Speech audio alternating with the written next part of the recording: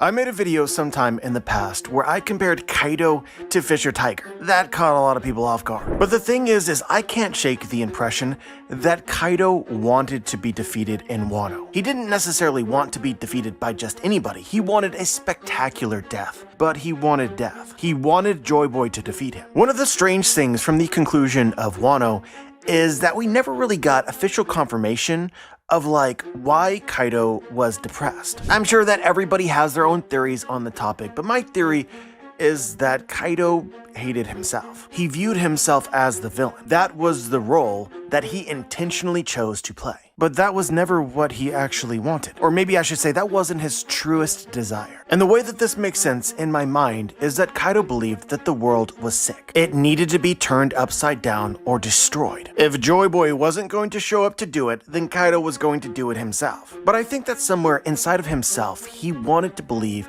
in the prophecy that Joy Boy was going to show up in Wano to defeat him. He wanted that to be true. And we get this impression as he defeats Luffy. Defeat in quotations. It is almost as if he is disappointed. He says, "You couldn't be Joy Boy either, huh?" Guys, the way that I see it is that Kaido's story is what would have happened with Fisher Tiger had Fisher Tiger been incapable of dying. Fisher Tiger, the same as Kaido, is of a unique race and faced hardship because of it. And you can see over the course of his life, his hope steadily diminish. The truth is that Fisher Tiger hated humans, but for his entire life, he never allowed himself to show this. And the simple answer is that that is not the person that he wanted to be. But when he returned a little human girl that he had saved to her parents, and they called the Marines on him, I think that that was the moment that Fisher Tiger broke. If he lived for even a moment longer, he could no longer be the person that he wanted to be. The anger and hatred would win. So when human blood was offered to him that would save his life, Fisher Tiger intentionally rejected it. Not just because it was human blood, but because he wanted to die. Better to die a hero than live long enough to see yourself become the villain. Kaido wanted the same thing. He just was physically incapable of doing it. So like I said, I kind of think that Kaido is what happens if Fisher Tiger is literally incapable of dying. In the future, he would have been no different than Kaido. So I just wanted to start with this theory because one, I think that it's interesting, and two, I think that it's a good starting point into dissecting the character of Kaido, which is the plan for today's video. If you guys are enjoying the content, remember to like the video, subscribe, click the bell to be notified. With that being said, let's begin. Hey YouTube, Joe Boy here. So starting with the comparison to Fisher Tiger, what I wanted to do is I wanted to create an impression in your mind of who Kaido was before we got to meet him. Like, it's easy to think of the Kaido that we fought in Wano, the drunk and depressed and everything that's happened there. That's like Kaido from the moment that he was born, but that is incredibly unlikely. Characters in One Piece are more dynamic than that. They change over time based on the events that have occurred in their life. So I don't think that Kaido was always F the world, totally absent of hope. And I do think that this aligns with what little we know from Kaido's past. There's a conversation between him and King as he is rescuing King from being experimented on by the world government, and King asks him, "Can you change the world we live in?"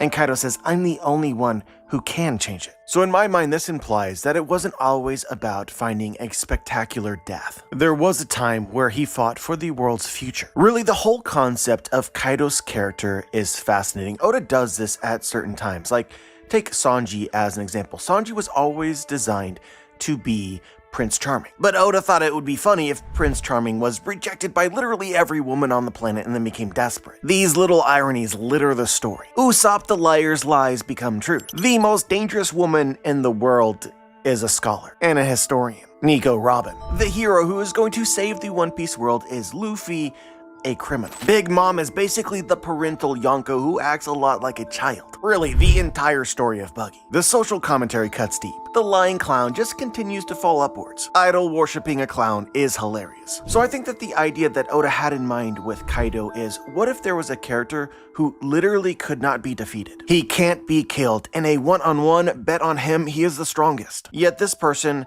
has been defeated in every war that he has ever participated in. He is always on the losing side. So I think that this played a big role in not only shaping the character of Kaido, but his change in personality over the years. If you go back to some of his earliest flashbacks in Vodka Kingdom, it's implied that Kaido was actually the hero of that country.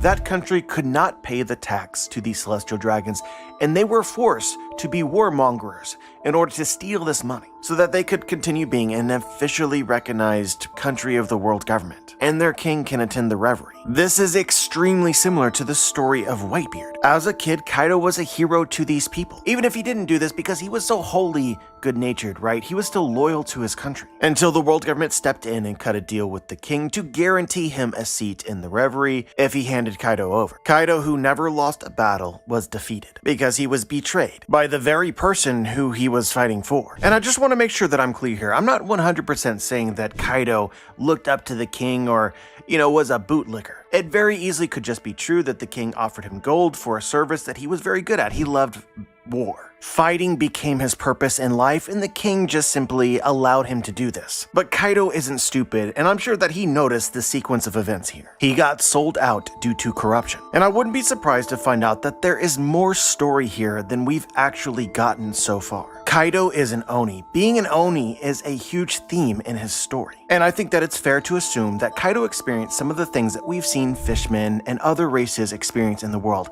but maybe even worse, because Kaido doesn't even have any kin. As far as we are aware, there is no island of Oni. And that, in fact, may be the whole backstory of the island of Onigashima. Kaido could never find a home, so he created his own. So just intuitively, think of Kaido as a child in Vodka Kingdom. Probably the people there thought of him as a monster, right? That's probably what happened. He's basically the Grinch. The story doesn't usually play out that he's suddenly a subordinate of the king and trying his best to fit into society however he can. So the Kaido that we see some years later only really happens if Kaido himself actually desires, at least somewhat, to integrate. It tells you at least a little something about what Kaido himself really wanted. And it also explains how Kaido's hatred of humans could grow. So the marine ship tried to take Kaido, and of course Kaido escaped because Kaido is Kaido. This is basically when he became a pirate in full. You could probably guess that at this point in time, Kaido was already developing some trust issues, but eventually he did find another group to join. Perhaps somebody worth fighting for or fighting with. Rox D. Zebek. We can't exactly say what motivated Kaido to join Rox, but I think that there's enough here to speculate. There is no doubt that at 15 years old, Kaido was anti-government. And this is definitely a theme shared between at least some members of the Rox Pirates. Really, you can look at Kaido's backstory as being a combination of both Whitebeard and Big Mom. Whitebeard's homeland was squeezed by the Celestial Dragons just the same as Kaido. But like Big Mom, Kaido was targeted by the world government and effectively purchased. But unlike Big Mom, I really doubt that they intended for Kaido to become a high-ranking member of the Marines or Cypherpole. They probably wanted Kaido to become a slave, a prize-worthy slave. But either way, I think that it's pretty easy to believe that Rox D. Zebek was probably anti-world government. They say that he wanted to become king of the world. To do that, he would have to replace the current kings. That might have been a big part of why Kaido wanted to join him. I think the other part is that Kaido just respects strength. This is a philosophy that he explained in the current story or later in his life. Without strength, you can't be free. Again, this is me reading between the lines, but it just makes too much sense. The king who sold out Kaido to the world government was weak. Kaido even criticized him. Why do the Celestial Dragons get to boss you around? So from that moment, Kaido lost all respect for this king. But it doesn't mean that he didn't want a place to belong. They just had to be strong enough. Just look at the composition of the Rox Pirates. I think that it's easy to believe that Kaido believed that they were strong enough. But we also know how this story played out. Once again, this side that Kaido chose to join lost. We don't precisely know why, but the speculation that we have is that it is probably related to infighting, or another word for that is betrayal. If you guys ask me, when we get the full Rox flashback, we're gonna find out that Kaido had nothing to do with the Rox Pirates crumbling from within. I think that he was loyal. I personally think that the Rox Pirates' weakness was a disappointment. But given what happened in Kaido's own past, for the Rox Pirates to fail because of individual selfishness, I think that made a lot of sense to him. At this point, it was probably just a characteristic of humanity itself. So from this point going forward, Kaido was the leader of the Beast Pirates. Maybe the way that Kaido saw it is that the animal kingdom had a hierarchy. based on strength. Predators hunt and prey run in fear. In large part, animals are smart enough to stay in their lane, subservient to the world's strongest creature. But I still feel like we're missing part of Kaido's story. We're getting even deeper into the territory of speculation, but I think that Rox D. Zebek and Kaido's relationship with Rox is important to all of this. What we know for a fact is the world government attempted to cover up the very existence of Rox D. Zebek. They didn't even do this with Roger. Instead of erasing him, they made one of the biggest public spectacles that we know of in the story. They essentially wanted to create an event that people would not forget. So the question that I have is, why was Rox different? Why couldn't the world know about him? So to begin this, we have to start with a baseline theory. Rox D. Zebek was following the poneglyphs, the very same as Roger attempted to do and succeeded in doing after him. Sengoku explicitly tells us that Rox was pursuing the world's taboos. This almost definitely means the poneglyphs and the true history. If Rox was pursuing the poneglyphs, had some means to read them, or possessed the voice of all things to interpret them, then the Rox pirates most likely knew something about the contents of the poneglyphs. We don't know exactly how Kaido learned about Joy Boy. The name Joy Boy itself appears to me to be even more secret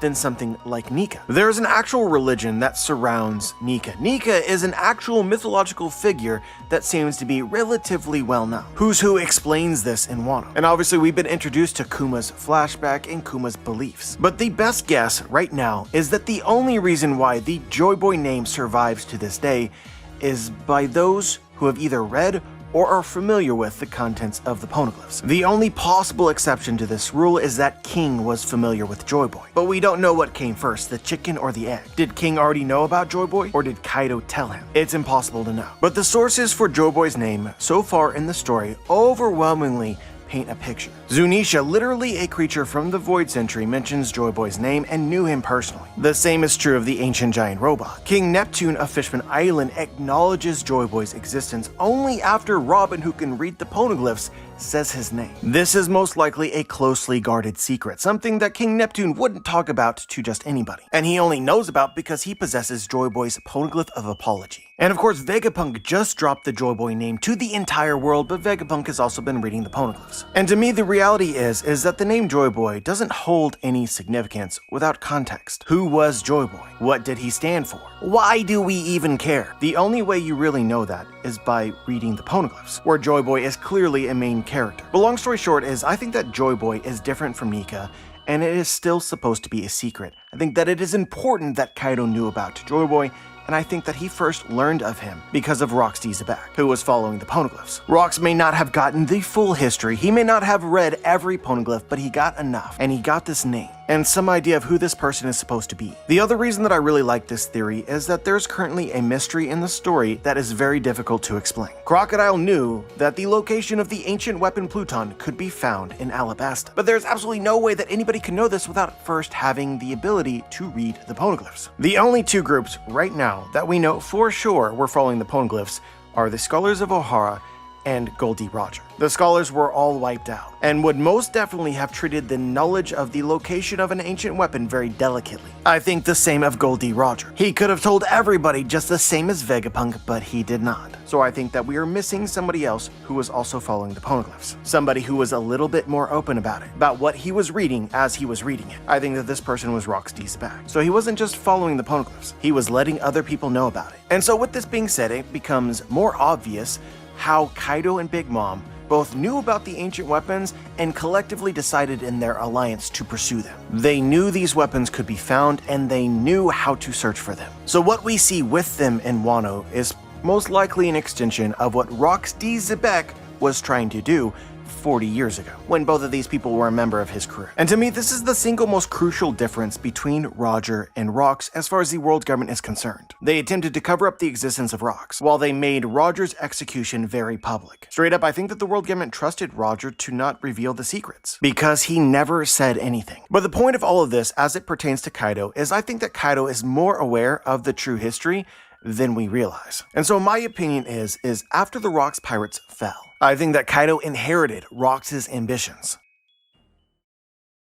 But of course, first there is some kind of time skip. Kaido doesn't actually form the Beast Pirates until some years after Rox's defeat. The only thing that we know of is that he eventually is captured by the world government and experimented on. Presumably, it is during this time that Vegapunk acquires Kaido's DNA in order to create the artificial dragons that we see on Punk Hazard later, as well as eventually artificially creating Kaido's devil fruit, which Momonosuke ate. But just trying to fit the pieces in as best as I can, it's clear that Kaido could have escaped Punk Hazard when he wanted to. This is the entire story of Kaido wrapped up in a nutshell. He intentionally turned himself in on multiple occasions for food, as an example. And this is precisely the impression that we get of Kaido as a 20-something-year-old in Punk Hazard, as he frees King. Kaido is only captured for as long as he wants to be. So this takes us back to the comparisons between Kaido and Fisher Tiger. I truly believe that after the fall of the Rocks Pirates, Kaido hoped that the government would be able to kill him, because it is around this time that Kaido started to envision himself as the villain, and it's not truly the role that he wanted to play. I have a theory about this that I'll link in the description,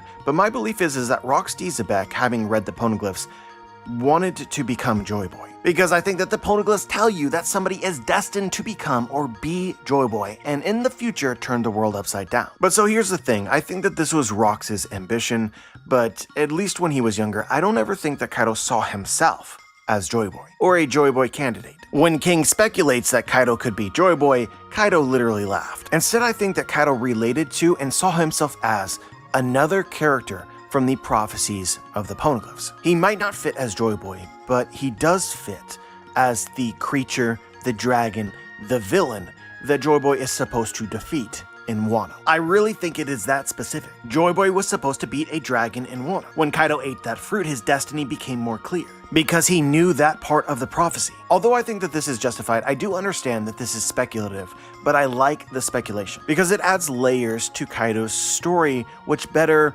create the character that we meet later. I don't think that Kaido ever wanted to be the villain, the same as Fisher Tiger. If you believe that Roxy Zebek was intending on becoming Joy Boy and Kaido was a loyal member of his crew that was basically fighting for this outcome to make Roxy Zebek the king of the world, help Rox turn the world upside down and remake it as Joy Boy, then maybe Kaido wanted to believe in Joy Boy, because he wanted the world to change for the better, just the same as Fisher Tiger. But the same as Fisher Tiger, he lost hope. But I just want to sit on this moment, guys. I want you just to imagine the internal turmoil within Kaido. He wants Joy Boy to save the world, yet as these days pass, he finds himself less and less hopeful that Joy Boy will ever appear. But at the same time, the anger that he has towards the world has been growing throughout his entire life, to the point that he is actually willing to destroy it if it can't be saved. But then you also know or suspect that you will never be able to enjoy this world if it is even a possibility, because your destiny is as the villain. If Joy Boy needs to defeat the world's strongest creature or a dragon in Wano, Kaido can play that role. Kaido might be the only person who can play that role. But anyway, guys, this is how I see Kaido as he recruits King and forms the Beast Pirates. King asks him, "Do you really think you'll be able to change the world?" And with a look of sheer determination and conviction, he says, "I'm the only one who can." At this point, Kaido is fully convinced that he is an important character. And by the end of it, whether he wins or he loses, he is certain that he will change the world. So the Beast Pirates are formed, and obviously Kaido is incredibly powerful. He forms an incredibly powerful pirate crew, but really, the end goal, it seems like, of his entire journey, where basically he stopped, was Wano. Why did Kaido stop in Wano? I think it is because that is where the prophecy led him. Odin, who read the entire poneglyph, seemed absolutely certain that Joy Boy would appear in Wano, and even had a specific date in mind. I do wonder whether Odin recognized that Kaido was a dragon, and that was part of it. I don't know if Kaido knew this date or not. Maybe he was waiting for Toki's prophecy to either come to something or not. But I do think that he thought that the only way that Joy Boy would ever appear is if Kaido encountered him in Wano. This is what Kaido says when he thought that Luffy was defeated. So you couldn't beat Joy Boy either. Luffy was Kaido's last hope. The comment absolutely reeks of disappointment. But at the very least, what this comment does, and others as well, is it emphasizes Kaido's desire to fight Joy Boy. This is probably spelled out even clearer in chapter 1049, which is titled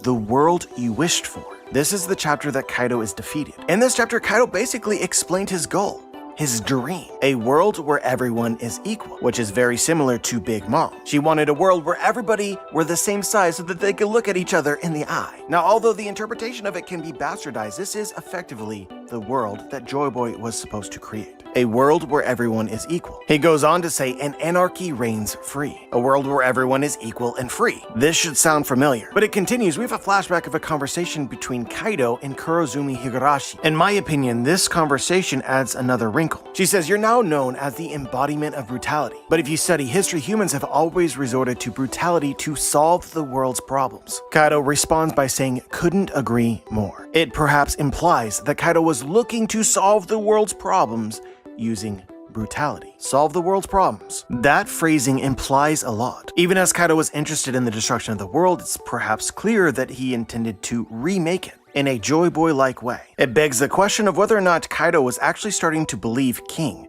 that he himself, Kaido, could be Joy Boy, even though it made no sense to him. Going back to the earlier speculation that Kaido might know that Joy Boy was supposed to defeat a creature, perhaps a dragon, in Wano, it's interesting that Momonosuke had the dragon fruit. When Kaido saw Momonosuke and this form, did it mean something to him? Could Kaido have potentially fulfilled the prophecy by defeating Momonosuke, making himself a bastard version of Joy Boy? Or you can even think about this on another level. Keep in mind, we have not actually read the poneglyphs and we are not familiar with the actual words of the prophecy. Celestial dragons are known as celestial dragons. Would defeating them, whether it be Kaido or anybody else, potentially fulfill the prophecy? Defeating dragons, whether it's in Wano or not. Higurashi also says, but then again, humans are just like any other animal. Survival of the fittest is in our nature. She is calling humans brutal creatures, perhaps making them fitting for Kaido to defeat. It's almost as if Kaido comes to this conclusion. Brutality might be able to solve the world's problems, and brutality is enacted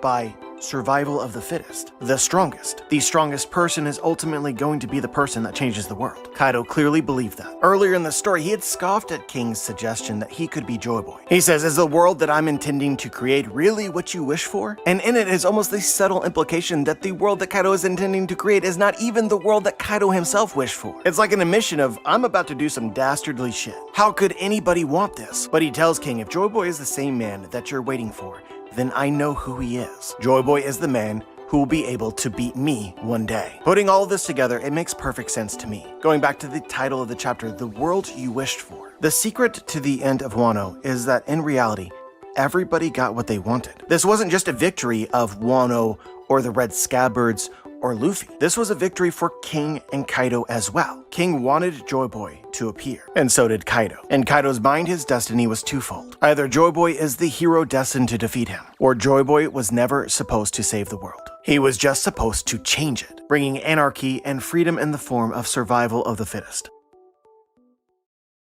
But anyway, guys, I'm sure that you understand how conflicted this is, and I think that this plays out in Kaido's character throughout the story. This is, in my opinion, the best way to explain Kaido's depression and his wildly swinging emotions. The world that Kaido himself intended to create wasn't the world that he'd always wished for, back when he had hope. And this is important to understand why Kaido never attempted to become the hero. It would be like if Fisher Tiger was supposed to be the person to bring the humans and the fishmen together. He may have wanted that in the past and hoped for that, but eventually, as a product of the events in his own life, he no longer believed in it. And this is kind of a theme in the story, especially regarding pirates. They fight for things that they believe in. There's a difference between reality and dreams. Dreams don't need to be based on reality. With a wild enough imagination, in your dreams, you can do anything. But in my opinion, a message of Kaido's story is how reality affects dreams. Kaido no longer believes in his own dreams because they contradict what he knows about reality. Maybe another hypothetical could explain this better. Just because you don't believe that these Sky Islands are real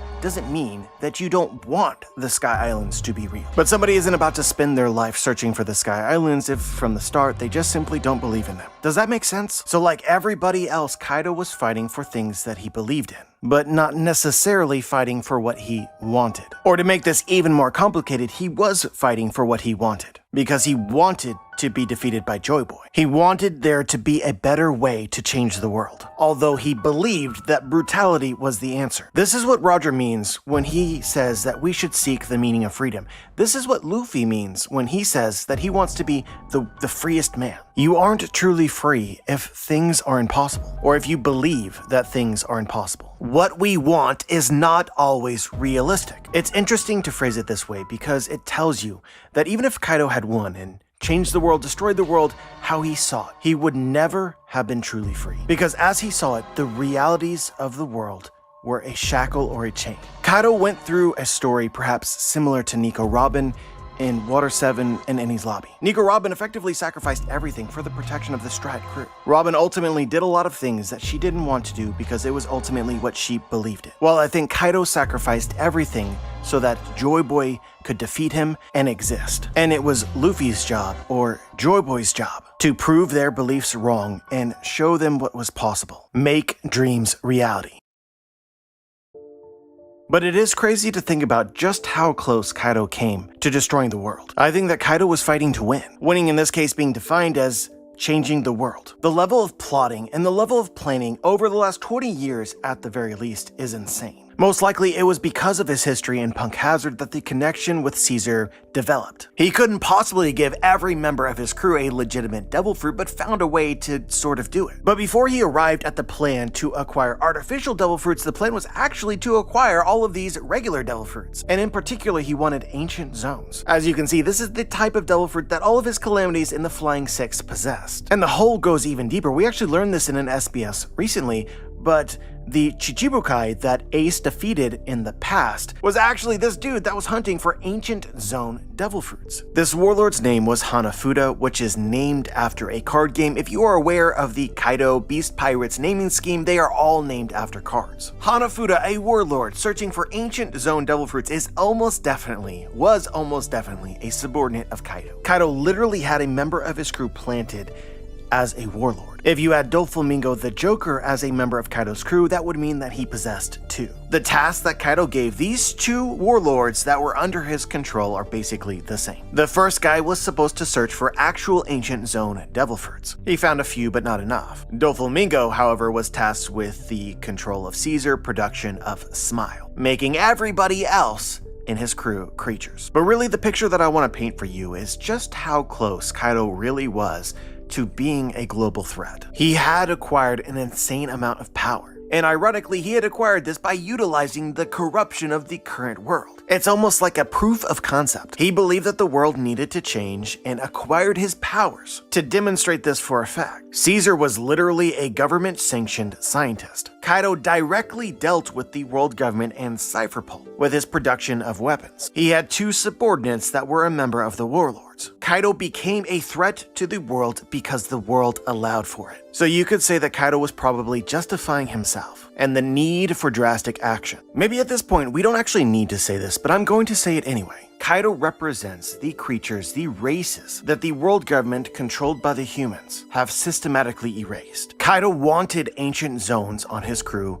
because he viewed himself and the race of Oni as an ancient zone. His race is extinct. The Oni, just the same as the Buccaneers and the Three-Eyed Tribes and the Lunarians, have already lost. Excluding Yamato, Kaido has no kin. So just the same as Kaido made Onigashima a home for the Oni because they lacked one, his crew was intended to rebuild something that has already been lost. Or perhaps Kaido found comfort in surrounding himself with beings that no longer exist. I think that you have to wonder whether Kaido's true dream, his real dream, was a return of his people. Kaido from the start just wanted family, a place to belong. He never actually says this, but contextually, if you just follow along with Kaido's story and everything that he accomplished, Wano was the absurd way to accomplish his dream. If you'll remember from Thriller Bark, there was a connection, a history between Gecko Moria and Kaido. Kaido killed all of Moria's original crew. But it's interesting how Moria reformed his crew in an absurd way, an army of the dead. And Kaido has ultimately done something similar. What he really and truly wants isn't actually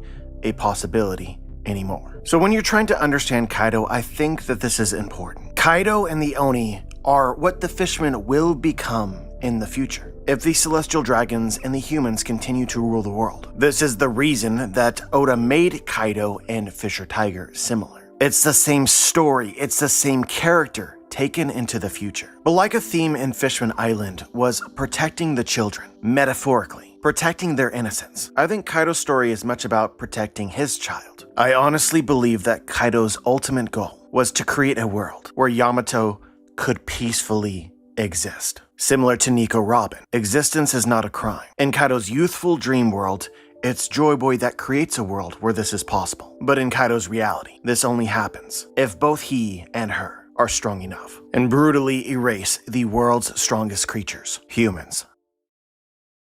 But just to make sure that everybody is following along with what I'm saying, I want a bit of a summary. The way that I see it is that Kaido really hoped that somewhere along the way, he would just die, because he had every intention of destroying the world. And I feel like Oda masterfully conveyed this in the very first scene that we ever met him. He got drunk, he got depressed, and he tried to end himself. That was his secret desire. He wanted someone or something to stop him. But as the attempt failed, it only reinforced his actual belief, the reality, that he simply could not be defeated. In my opinion, Kaido's desire from the beginning was to have a climactic battle with Joy Boy. Joy Boy was supposed to be the someone or something which defeats him. This is how he began to envision his role in the grand scheme of everything. This is the order of events. He begins as a subordinate of Rox, believing that Rox is going to become Joy Boy, because he wants Joy Boy to be real. Rox is defeated. Kaido copes with the fact that he's definitely not Joy Boy, but maybe he's supposed to be the person that loses to him. He can, in a sense, help Joy Boy become real by being the villain. So he resolves himself to create the Beast Pirates. But even that hope began to fail. That Joy Boy would be the one to defeat him. Or that Joy Boy, as Kaido envisioned him, would ever appear at all. So the Kaido that we meet in the present story is now beginning to think maybe he could be Joy Boy. Not the Joy Boy that he had always wanted,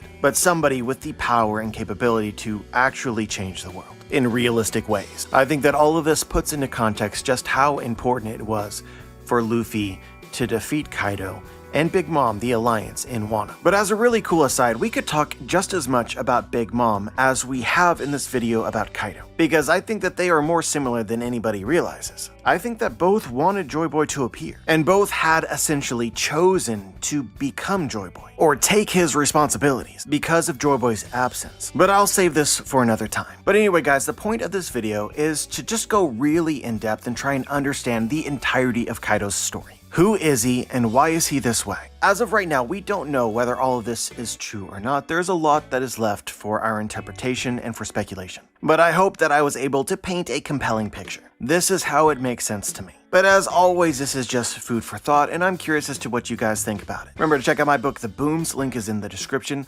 Like the video, subscribe, click the bell to be notified, join the squad, and as always, guys, have a wonderful day.